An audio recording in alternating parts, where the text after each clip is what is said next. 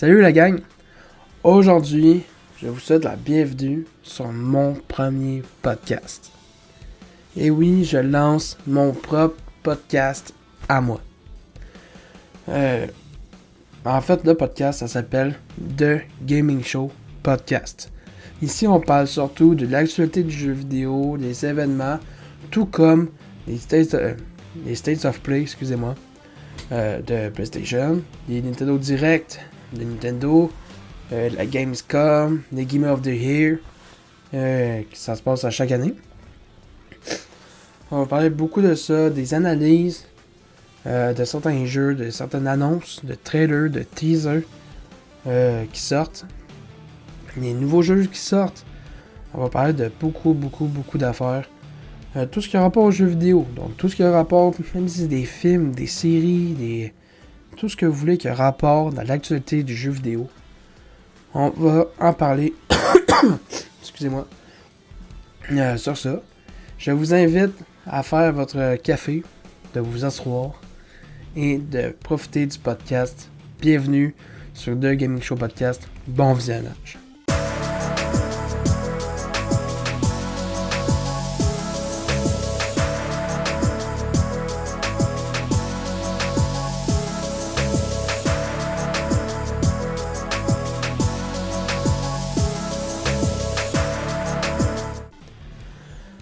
Bon, comme tout le monde est assis, j'imagine, je vais commencer par vous présenter 5 studios québécois.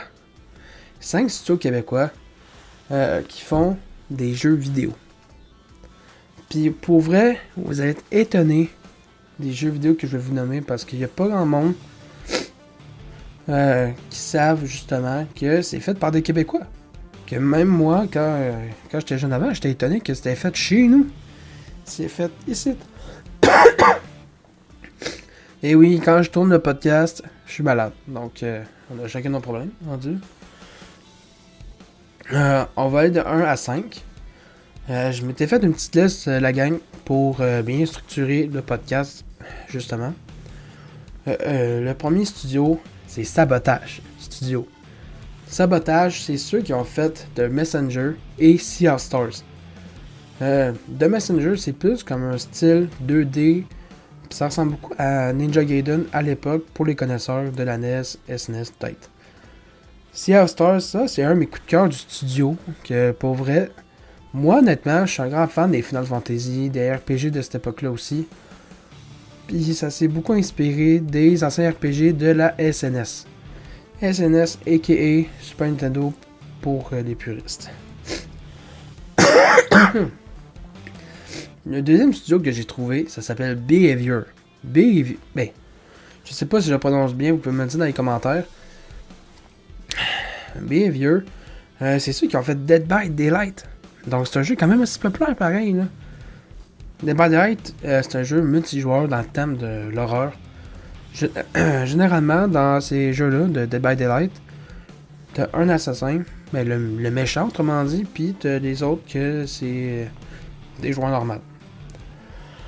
Et en fait, Dead by Daylight, je vais vous nommer un des jeux de mon enfance que pour vrai, je m'attendais zéro que ça soit un, je le savais même pas. Je l'ai su quand que j'écrivais le podcast avant le tournage. Power Rangers Super Legends. Je suis tellement étonné parce que j'ai tellement joué longtemps à ce jeu-là que même je m'en rappelle. Moi, je l'ai vu pour ma fête quand j'avais comme 7 ans. Donc, je savais zéro que c'était fait par eux autres. Je suis étonné. Pour vrai. Un autre jeu qui ont participé à ça. C'est un autre jeu que j'ai grandi avec. Pour vrai, Behavior, vous m'étonnez honnêtement, pour vrai. Scooby-Doo Démasqué. Scooby-Doo Démasqué, moi, la première fois que j'ai joué dans ma vie, c'était sur PlayStation 2, puis en fait sur d'autres consoles. Un troisième studio que j'ai trouvé, c'est quand même assez populaire, je pense qu'il y a beaucoup de monde qui le savent pareil. Eidos Montréal. Eidos Montréal, c'est ceux qui ont fait le jeu Avengers. Avengers, c'est fait ici. Les Guardians de la Galaxie, c'est aussi eux autres. Thief, Chris. Shadow of Tomb Raider, pour vrai, pour les Tomb Raider, je vais faire une petite spécification maintenant. J'étais vraiment étonné parce que je savais que c'était québécois depuis très longtemps, les Tomb Raider, mais ça reste mes Tomb Raider préférés. La trilogie Tomb Raider, Rise of Tomb Raider puis Shadow of Tomb Raider. Mais que Rise of Tomb Raider puis Shadow of Tomb Raider ça soit fait ici, à Montréal, j'ai une petite fierté. Je vous le dis, j'ai une petite fierté. Personnellement. Pour Eidos Montréal, très étonné parce qu'ils font quand même des bons jeux. En tout cas, moi, à mon avis, Eidos Montréal sont bons. J'ai bien aimé Avengers, j'ai bien aimé Guardians of the Galaxy, surtout les Tomb Raider. Les Tomb Raider, ça, je retiens ça particulièrement. Le quatrième studio, je pense que ça, c'est mon studio préféré parce que les jeux que je vais vous nommer par ce studio-là, j'ai grandi avec. J'ai grandi avec, puis ça fait partie de mes jeux favoris, personnellement, à moi. Peut-être que vous allez me dire que je dis n'importe quoi, mais bon. Warner Bros. Games Montréal. Excusez. Ah, je suis malade. Bon. Warner Bros. Games Montréal, c'est ceux qui ont fait Batman Arkham Origins, Batman Arkham Asylum, Batman Arkham City et Gotham Knight. C'est insane.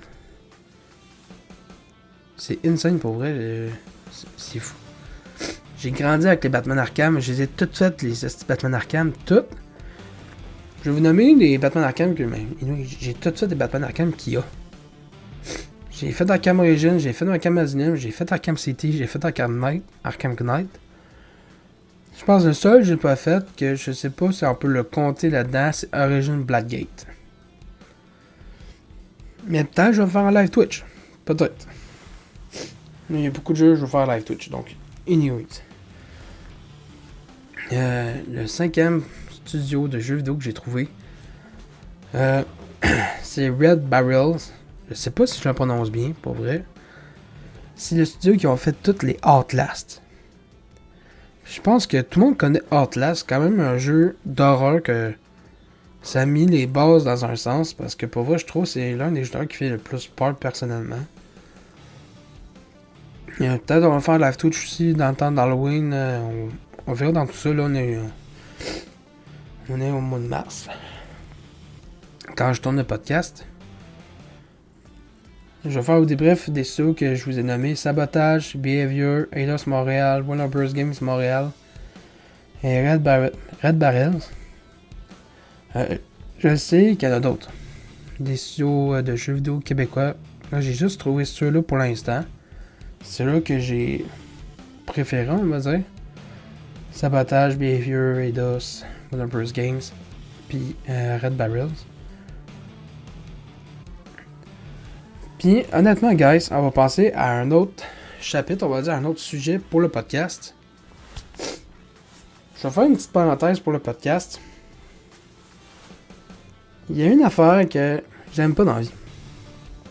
Non, pas que j'aime pas. Non. Il y en a que j'aime, je vais vous les montrer, il y en a que j'aime. Mais je trouve, en général, c'est mal fait. Parce que tu peux pas adapter un jeu vidéo à live action. Selon moi, il y en a. Je vais vous en nommer. Il y en a que j'ai aimé. Des films, des séries. Il y en a. Mais il y en a pas beaucoup. Il y en a pas beaucoup que j'ai accroché. Parce que selon moi, guys, tu peux pas adapter un jeu vidéo à live action. Selon moi, c'est pas que c'est impossible. Mais, de un, c'est parce que dans un film, dans une série, t'as tel nombre de temps à faire ta production. T'as tel nombre de temps pour tourner. Faire le tournage. Ok? Comme mettons, je sais pas, si vous tournez un film, si vous tournez une série, whatever, vous avez tel nombre de temps pour faire ça, puis un jeu vidéo, c'est tellement vaste que essaye d'adapter ça en film. Il y a tellement d'histoires, il y a tellement de personnages, il y a tellement d'affaires que c'est impossible à adapter. Tu sais, je vous donne un meilleur exemple.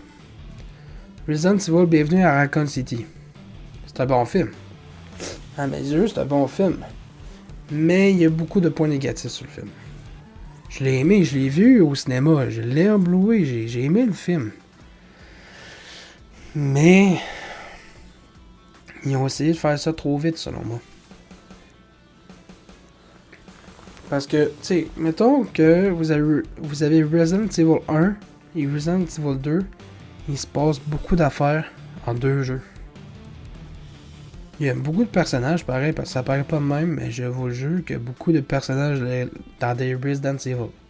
Déjà, ça c'est un fait, que les événements de 2 jeux reliés en un film de 1h30 à 2h généralement, ça marche pas, là. Tu peux pas faire ça. T'as pas assez de temps. Donc, selon moi, ça vaut plus la peine de faire des live action parce que... Tu sais, il y en a qui sont bons. Je vais vous en nommer. Là. J'ai fait un top 5 des bons live action, puis un top 5 des live action que j'ai vraiment pas aimé. Ou soit j'ai trouvé ça vraiment moyen. Alors, on va commencer par les mauvais, puis ensuite, on va faire par les bons. Ok? On va commencer par du négatif pour finir par du positif. Alors, vous voyez, de 5 jusqu'au premier. Je sais pas si vous en rappelez, mais dans les années 2000, je pense dans les années 90, ça, je suis vraiment pas sûr. Mais, en tout cas, je suis pas sûr des années. C'est ça. Ils ont fait des films de Doom. Je suis un grand fan de la licence de Doom. J'ai un corps de Doom, là, juste là, un petit cadre. Je suis un grand fan de la licence de Doom, j'essaie quasiment tout. Et puis j'attends avec impatience Doom Dark Age, pour vous dire. Mais, je trouve que les films de Doom, ça ne respecte pas le jeu.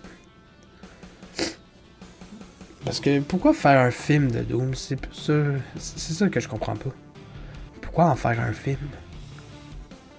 Oui, il y a une histoire derrière Doom, ok? Si vous regardez les vidéos sur YouTube, vous informez, ils ont fait des...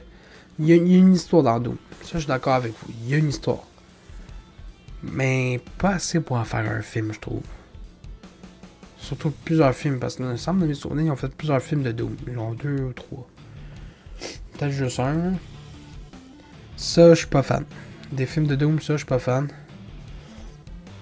En 4ème position, il y a le film Warcraft. Warcraft, a.k.a. World of Warcraft, a.k.a. WoW.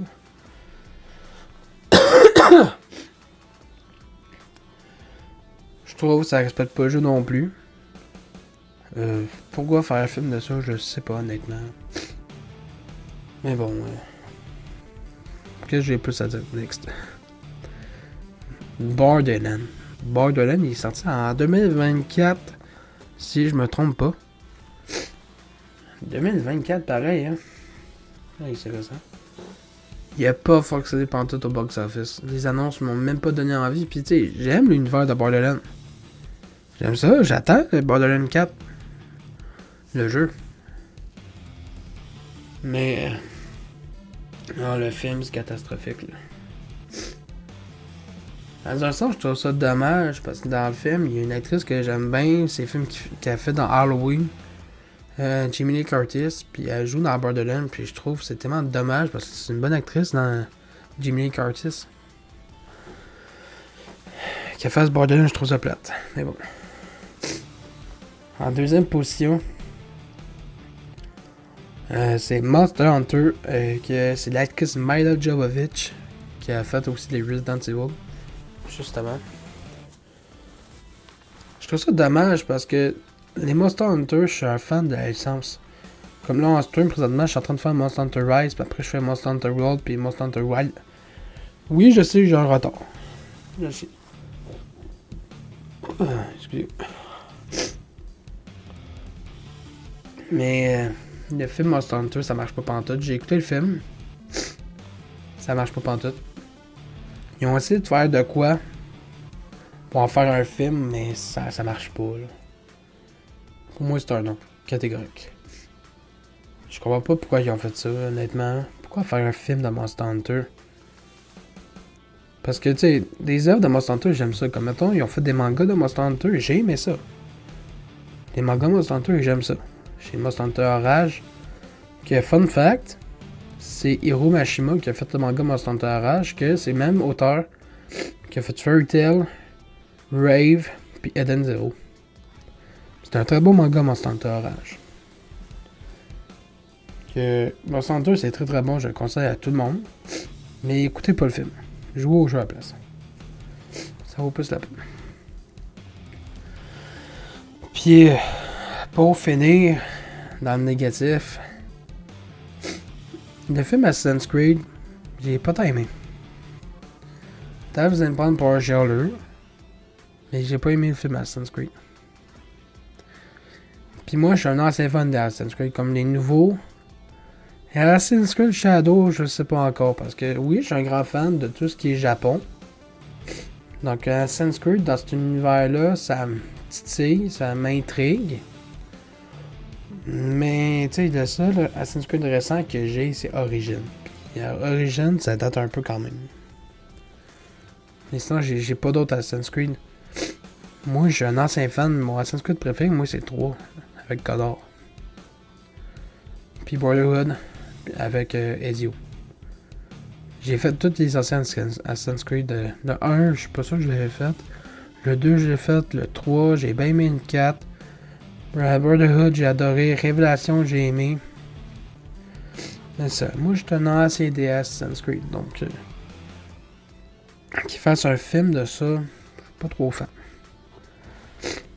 Là, on va aller dans le positif. Dans le positif, que ça, pour vrai, je trouve, c'est banger. C'est très, très, très, très banger. On va commencer au 5e, puis on va monter à mon préféré. Je trouve que le film Gran Turismo, il est excellent. C'est un bon film, c'est divertissant, c'est attachant. Puis, fun fact, c'est un fait vécu, le film Gran Turismo, c'est vrai. Puis c'est... sinon, je l'ai le film, je l'ai écouté souvent. Il est vraiment, vraiment cool comme film. Ça, je le conseille à tout le monde, Gran Turismo, là. Je pense pas qu'il faut en faire un deuxième. En tout cas, je trouve que ça sert à rien qu'il fasse un deuxième film de ça. C'est un fait vécu, donc... Je trouve que ça donne rien. Mais, il y a tout pour que ça fasse un bon film. Il y a tout. Du dramatique, un peu d'amour, de l'action... un peu d'intrigue, ce qu'il va réussir, oui, non. Comment qu'il va s'inscrire là-dedans? C'est vraiment bien raconté dans le film. En 4e position, ben t'as Pokémon Détective Pikachu. Il y a du monde qui vont me critiquer peut-être, mais je trouve que c'était un bon film pareil. C'était cool. C'était vraiment, vraiment le fun. C'était comique, il y avait de l'action. J'ai bien aimé. Puis moi, je suis un grand fan de la licence Pokémon. Fun fact, mon premier Pokémon que j'ai joué, c'était Emerald sur Game Boy Advance. Donc oui, je suis un ancien. Il était cool comme film. En 3e position, Uncharted. Puis l'acteur principal, c'est Tom Holland, qui est plus connu dans les films de Spider-Man, justement. Moi, je suis un grand fan d'Uncharted, ok? Mais je trouve que le film, il était cool, pour vrai. Ça a bien du sens. En 2e position, Resident Evil. Là, je vais faire une grosse spécification pour Resident Evil. Parce que Resident Evil, ils ont fait beaucoup de films, en tout cas, beaucoup d'affaires. Les films de Milla Jovovich, il y en a qui sont bons, il y en a qui sont moins bons. Mais généralement, on va mettre dans bon. Généralement, on va mettre ça dans bon. Ensuite, parce que moi, mes films préférés de Resident Evil, c'est des films en synthèse. Ça en synthèse, c'est vraiment, vraiment bon. Je le conseille à tout le monde. Je pense qu'on a fait comme 4. Et puis oui, bienvenue à Raccoon City. Je trouve qu'il est bon. Donc, généralement, Resident Evil en film, en live action, c'est bon. Et oui, les films en synthèse, c'est pas du live action. Donc, Resident Evil en live action, c'est bon. Là, mes films de live action préférés basés sur des jeux vidéo. Que. Là, ces films-là, ce que je vais vous dire là-dessus, hein, l'affaire, je suis étonné. Je suis vraiment étonné de ces films-là. C'est que chaque film qu'ils font, il est meilleur que le précédent. Mettons quand le premier était sorti, il était bon. Le deuxième était sorti, il était plus bon. Quand le troisième était sorti, il était excellent. Puis c'est rare ça. C'est très très très rare, prenez ça en note, c'est rare que ça arrive ça. Sonic Sonic the Hedgehog. Ça c'est excellent. Regardez les films, ça vaut vraiment la peine. Il y a des easter eggs, histoires les prenantes, les personnages, les acteurs, l'acting, Jim Carrey qui fait Eggman, Robotnik. C'est juste wow pour vrai. Sonic 3, là, je pense que c'est mon film préféré de 2024. Ouais, je l'ai vu au cinéma. Là. Je me rappelle plus quand il était sorti. Là.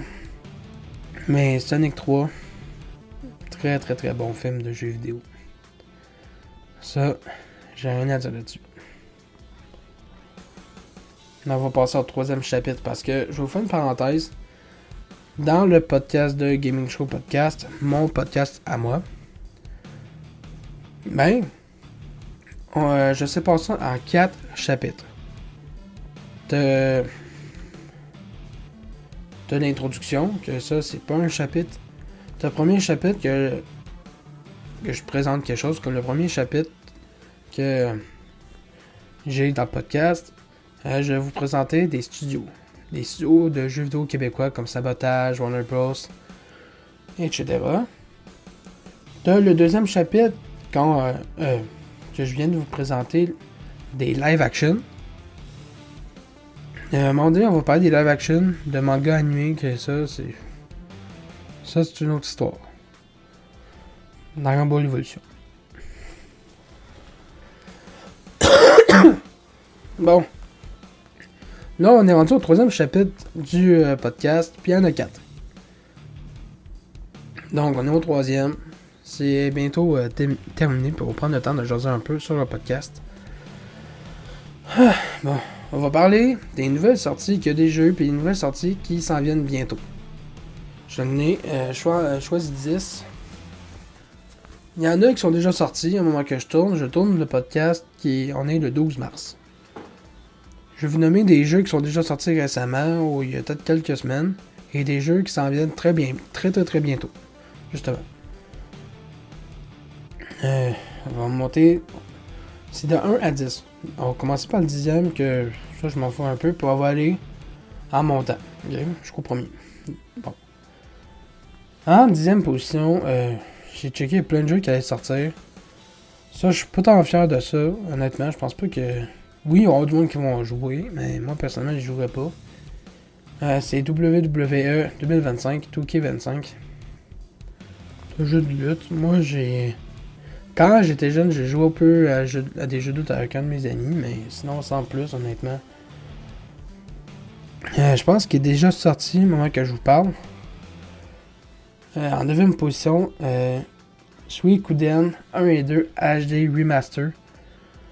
Ça, je suis pas sûr de ça. Oui, il est sorti. Mais ça m'intrigue un peu plus. Honnêtement. On va peut-être faire des let's play là-dessus, on verra. Ça, c'est sorti. Le jeu que je vais vous présenter à la 8e position. C'est déjà sorti. Au moment que je vous parle. C'est plus comme un style Soul-like. Que c'est sûr que je vais me le prendre. Honnêtement. On va peut-être faire des live Twitch sur le jeu. The First Berserker Kazan. J'ai vu des gameplays. Puis honnêtement, pour moi c'est un oui. J'ai hâte de me l'acheter. J'ai hâte de le faire en live avec vous.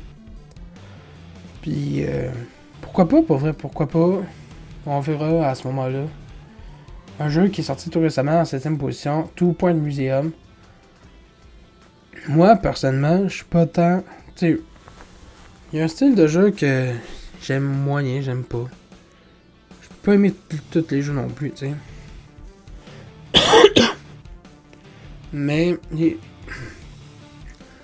les jeux, faut que tu fasses de la gestion, comme mettons ton parc d'attractions, whatever, comme, je sais pas moi, Roller Coaster Tycoon ou Two Point Museum, tu sais, des jeux de même, ça j'aime pas ça.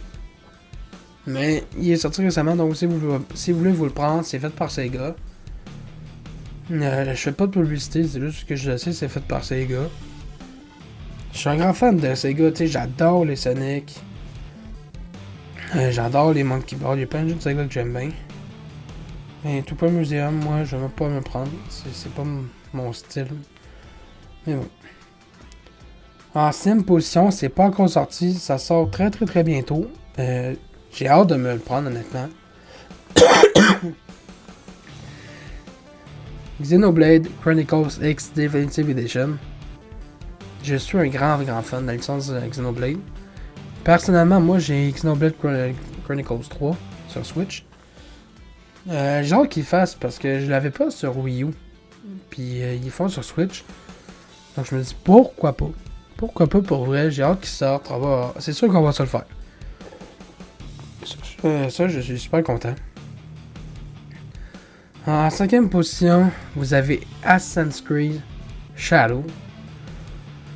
Parce que Assassin's Creed Shadow, il y a eu beaucoup de polémiques sur le jeu. On va pas en parler sur le podcast. Il y a eu beaucoup de polémiques avec les annonces qui ont sorti avant. Il y a tellement eu de polémiques là-dessus que, en tout cas. Moi, mon avis sur Assassin's Creed Shadow, parce que je trouve qu'ils font trop d'Assassin's Creed à un moment donné. On va se dire, ils en font trop. Il y a trop d'Assassin's Creed. Puis ça, c'est un fait. Ils commencent à en faire trop selon moi. C'est un peu comme les Call of. Les Call of Duty, moi j'ai un ancien des Call of, j'aime les anciens. Mais je trouve qu'ils en font trop. Puis les Assassin's Creed, c'est en train de devenir pareil selon moi. Donc dans ce sens-là, je trouve ça dommage. Mais tu sais, le fait que ça se passe au Japon, ça peut être intriguant, le gameplay et tout. Qu'on voit Yasuke dans le jeu. Puis il me semble en plus Yasuke c'était une vraie personne qui a déjà existé dans la vraie vie à l'époque. Donc, mais bon, on va pas se lancer dans le débat de ça aujourd'hui dans le podcast. Moi je me dis pourquoi pas. T'sais, pourquoi pas le faire, pourquoi pas en parler de ce jeu-là. Je comprends pas pourquoi il y a eu une grosse polémique de même à un moment donné. Mais bon, c'est le même, puis c'est parce qu'aujourd'hui, tout le monde critique tout, je trouve, mais bon. T'sais, mettons une entreprise qui lance un jeu, il y a tout le temps du monde qui va chialer dessus. Mais bon, c'est ça la critique, mais bon. En 4ème position, je pense que c'est l'un des jeux que j'attends le plus, honnêtement. T'as Bleach Rebirth of Souls qui sort ce 21 mars qui s'en vient. Vous pouvez être sûr que je vais me le prendre. Je suis un grand fan de l'anime de Bleach. Je suis en train de regarder justement l'anime de Bleach, puis pour vrai, qu'ils fassent un jeu de ça. Parce que, dites-vous guys, le dernier jeu de Bleach qu'ils ont fait, c'était sur PS3. Et qu'à façon sur PS5, PS4, pour moi, oui. Oui. Le gameplay est prenant, les personnages sont intrigants. C'est basé sur le manga / anime, on va dire. Donc pour moi, c'est un gros oui. Honnêtement. Enfin même. Enfin qu'ils fassent un jeu de Bleach. En 3ème position, c'est un jeu multijoueur. Parce que si je vous dis I Take Two. I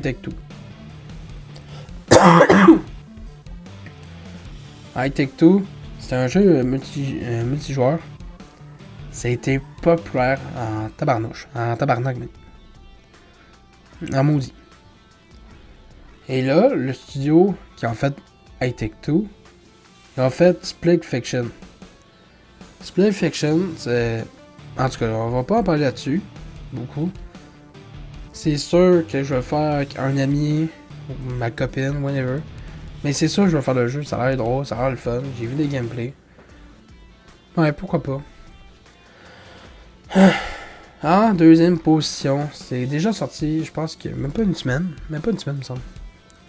J'ai même pas fait le premier. Je vais faire le premier avant, puis après, je vais me prendre le deuxième qui est sorti. Kingdom Come Deliverance 2. Pour vrai, Kingdom Come Deliverance, c'est une licence de jeu que je veux faire. Puis, je vais faire une spécification. Dans chaque jeu que vous allez voir, que j'ai nommé, je vais vous mettre un peu de gameplay aussi. Pour vous montrer un peu à quel ça ressemble. Kingdom Come Deliverance 2, ça a vraiment vraiment cool. Comme jeu, pour vrai, j'ai rien à dire là-dessus. Pour vrai, en première position, c'est sorti la semaine passée, je pense. Monster Hunter Ride. J'ai attendu ça qui était excellent. Puis Monster Hunter Ride, c'est ça que je vais me prendre. Pour vrai, pourquoi pas. On va passer au quatrième chapitre, le chapitre final du podcast. On va beaucoup parler dans ce segment-là. Je vais vous donner mon avis sur les jeux vidéo en général d'aujourd'hui, contrairement à avant. Parce qu'on va se dire, tu sais, les jeux vidéo, ça existe depuis très très très très longtemps. Même plus longtemps que vous pensez. Mais il y a beaucoup de choses qui ont changé. Autant dans le positif que dans le négatif. Déjà, un gros point négatif, je trouve, ils font trop de DLC. Ok. Ils en font ben trop. Quand j'ai commencé à jouer aux jeux vidéo, il n'y en avait presque pas de DLC. Puis aujourd'hui, c'est quasiment juste de ça. T'sais, ils peuvent en faire, mais faites-en moins. Parce que, il y a certains DLC que ça sert quasiment à rien. Pour moi, un DLC, ça vaut à peine. C'est comme les DLC de From Software.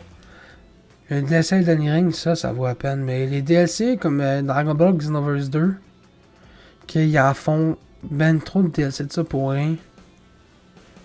À un moment donné, c'est beau, là. Ou tu sais, des DLC comme à la Resident Evil, les jeux de From Software comme je vous ai nommé, tu sais, il y a des DLC de cool. Spider-Man PS4 qui a fait un DLC. 4 DLC, je pense 3-4 DLC que je les ai fait.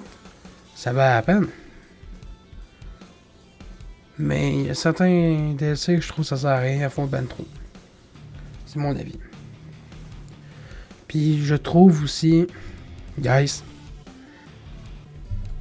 je trouve que les jeux c'est plus fait avec passion généralement. Peut-être c'est juste un ressenti que j'ai, peut-être c'est pas vrai, je sais pas. Mais il me semble qu'il manque de passion dans les jeux. Tu sais, je sais pas. Tu sais, je suis pas développeur de jeux vidéo. Je donne mon avis, c'est tout. Mais il me semble que il n'y a plus autant de passion. Tu sais, je trouve ça plate parce que il me semble avant il y avait plus de passion dans les jeux. Quand ils en faisaient, c'était par passion. Là, j'ai l'impression que c'est juste par business. Tu sais, le but c'est de faire un jeu d'attente, puis c'est bye. Mais tu sais, je dis pas ça pour tous les jeux. Comme mettons, je vous donne un exemple, Kingdom Hearts, Devil May Cry, Resident Evil. C'est fait avec passion. Parce qu'ils prennent le temps de les faire. Je sais pas si vous voyez ce que je veux en venir. Contrairement à des Assassin's Creed, à des Call of Duty, qu'ils en font à chaque année, c'est pas fait avec passion. C'est pas fait avec passion parce que tout le monde les oublie les Call of. Tu sais, je veux dire, ça fait combien de Call of Duty qu'il y a juste du négatif qui sortent? Tu sais, je veux dire, à un moment donné, il faudrait qu'ils prennent un break puis qu'ils travaillent plus sur un Call of. Tu sais, c'est pas grave si vous sautez 2 années pour en faire un jeu, là. 3, 4 si vous voulez. Et prenez le temps de faire des bons jeux. Mais bon. Je qui pas dire ça, je suis personne, mais bon, c'est mon avis. Il n'y a plus de passion dans les jeux. En développement, me semble. Mais si vous voulez en jaser, m'écrivez dans les commentaires du podcast. Ou presque plus, tu sais, je généralise pas, là. Mais il me semble que il manque quelque chose dans les jeux vidéo à cette heure.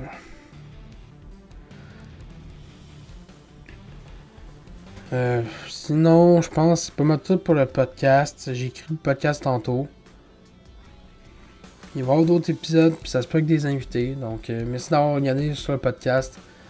N'hésitez pas à commenter, abonner, lâcher un like sur le podcast. Écrivez un commentaire si ça vous tente aussi. Que ce soit dans le respect surtout, dans les commentaires. Pas d'insultes, pas de rabaissement, pas d'intimidation. Merci d'avoir visionné le podcast. Je fais une dernière parenthèse. Si vous voulez m'encourager, guys, dans la description du podcast, il y aura ma chaîne Twitch. J'essaye de reprendre le rythme des podcasts parce qu'en étant malade, ça peut reprendre le rythme du podcast. Je suis désolé, reprendre le rythme des lives sur Twitch avec ma gorge qui me fait mal quand je parle. Je parle du nez ou j'ai mal à la tête. C'est un peu difficile de faire des lives avec. Mais si vous voulez m'encourager, juste un follow. Même pas un sub, gars. Juste venez sur mon live pour discuter, puis ça me ferait plaisir. Ça me ferait plaisir de discuter en direct avec vous. Cette pilote, c'était le premier épisode. J'ai beaucoup bégayé parce que je stresse un peu dans le podcast. Ça a duré 41 minutes en total ce que je vois dans le tournage. Je sais que c'était pas parfait. Je sais que c'était vraiment pas parfait. Mais tout d'un premier un épisode. Donc, merci d'avoir visionné, guys. Puis à la prochaine. Bye!